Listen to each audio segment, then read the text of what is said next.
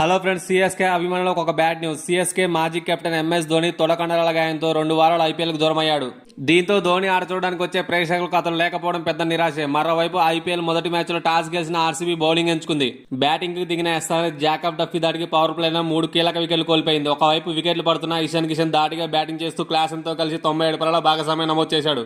Third umpire ఇచ్చిన వివాదాస్పద నిర్ణయానికి క్లాసన్ అవుట్ అవగా ఇషాన్ కిషన్ 80 పరుగులు చేసి అవుట్ అవగా తర్వాత అనికేత్ వర్మ ఆకాశమే అద్దుగా చేరాడు. కేవలం 6 బంతుల్లోనే 43 పరుగులు చేశాడు. ఇతని దాటికి ఎస్ఆర్హెచ్ 201 పరుగుల భారీ స్కోర్ నమోదు చేసింది. ఛేదనకు బరిలోకి దిగిన ఆర్సీబీ ఆరంభం నుండి ఫిల్సాడ్ వికెట్ కోల్పోగా తర్వాత వచ్చిన దేవదత్ పడికల్ ఆకాశమే అద్దుగా చెలరేగాడు. 26 బంతుల్లోనే 61 పరుగులు చేయగా ఇతని కోహ్లీ చక్కటి సహకారం అందించాడు. తర్వాత వచ్చిన రజత్ పాటిదార్ మెరుపులు మెరిపించగా కొద్దిసేపటికే పాటిదార్ జితేష్ వెంటనే అవుట్ అవడంతో స్కోర్ కొద్దిగా నెమ్మదించింది. హాఫ్ సెంచరీ చేసిన తర్వాత కోహ్లీ బ్యాట్ చూపించడంతో మరో 4 ఓవర్లు ఉండగానే విజయం సాధించింది. అభిషేక్, ఎడ్, నితీష్ వికెట్లు తీసిన జాకబ్ డఫీకి man of the match award సొంతం చేసుకున్నాడు.